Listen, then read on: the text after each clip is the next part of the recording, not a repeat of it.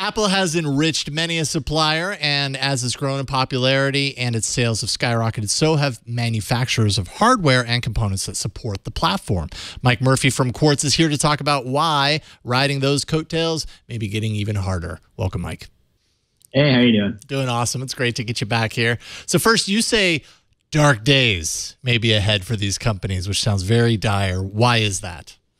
Well, I mean, there seems to be a fair amount of indication that Apple plans to bring more of the internal hardware of the iPhone and maybe other products into its own in-house production facilities. So all of these companies that they've used over the years to source graphics processors, power management chips, all sorts of random internal things that you don't necessarily think about, Apple could be looking to make those themselves as opposed to working with suppliers. So being dependent on another company's product, always kind of a risky thing. Even if you have a really great relationship, that can last for years until the point that what we're seeing now is that Apple decides, hey, we could do that. And then we don't have to rely on somebody else.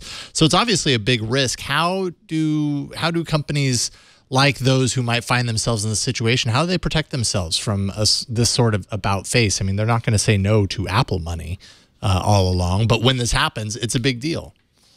Yeah, exactly. And I mean, I think you can see that in the chart and my story you were just showing. I mean, there isn't necessarily a lot of contingency that you can have. I mean, when Apple comes along and says, we will give you billions of dollars to, sell us these chips or whatever you're selling, you're not going to turn it down. And once that money dries up, because Apple figures out that they can do it themselves, or they want to use someone who's cheaper or different or something like that, you need to have either been in a position where you're tapping up similar companies for new business that also need similar products, or you just kind of have to tell your investors there might be some fallow times ahead. So what's in it for Apple? I mean, is it cost, or is there something more, another reason why they are trying to bring more things in-house? There could be all kinds of reasons. Cost could definitely be one of them. In terms of vertical integration, that seems to be a thing we're seeing right now. I mean, if you look at Tesla, for example, they're working on pretty much every part of their electric car. They're building the batteries themselves, the charging systems themselves on top of the cars and all that sort of stuff. Obviously, they have a lot of suppliers still, but it's definitely helping them keep everything consolidated in one factory, which will cut costs down, cut down the potential for supply chain issues. If Apple wants to scale up or scale down one product, they're making everything themselves. They don't have to, reach out to 70 different, retailers and say, okay, well, in 6 months, we're going to need X million of these. Can you do that? And if they say no, it's like, well, there's not an option for them. So this definitely would help that.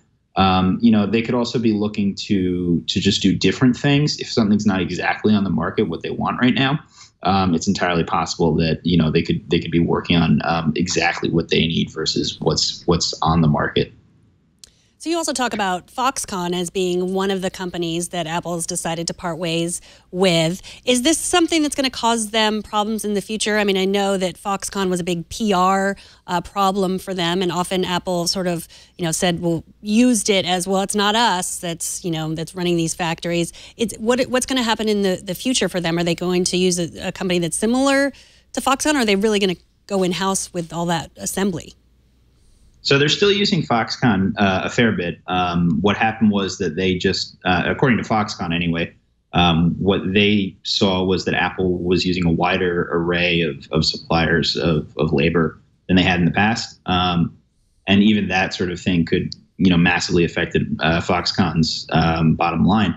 But I can't see, even if Apple starts to build these products themselves or source all the products and make all the parts of it themselves, I still think they're going to rely on some sort of third party to actually do the assembling. Foxconn is one of them. There's other companies called Pegatron, which they use extensively. And I think that they will still use, regardless of where they make it and who is making these products. It's almost certainly going to be one of these big companies that can employ tens of thousands of people working ridiculous shifts in countries where the labor laws are a little, more lax than they are here. And if Apple brings it over here, Foxconn is working on a factory in, I think, Texas or somewhere in the South. They have factories in Brazil and things like that. So it could definitely be the case that even if Apple is sourcing and making every part of this, that they're just going to rely on someone else's workforce to actually assemble it. Are there other suppliers kind of in Apple's supply chain in other ways? I mean, we talked earlier in the show about Qualcomm and, the Apple's dispute with Qualcomm and vice versa, Qualcomm's dispute with Apple. I mean, are they kind of in these crosshairs as well? Are there is it easy to kind of look at the relationships that Apple has right now and be able to point to other manufacturers of components that probably should be making their own plans, so to speak? Well, I think Samsung would probably be a pretty big one, given that they're one of Apple's biggest suppliers, whether it's in batteries or I think in the past displays. There's a huge rivalry between those two companies when it comes to mobile devices. I don't think we're necessarily going to see something like what's happening with Qualcomm and Apple. But, if you're both your biggest competitor and business partner, it's a very tenuous position to keep being in forever. And I just wonder if that will always be the case. I'd be surprised if it continues as much as it has.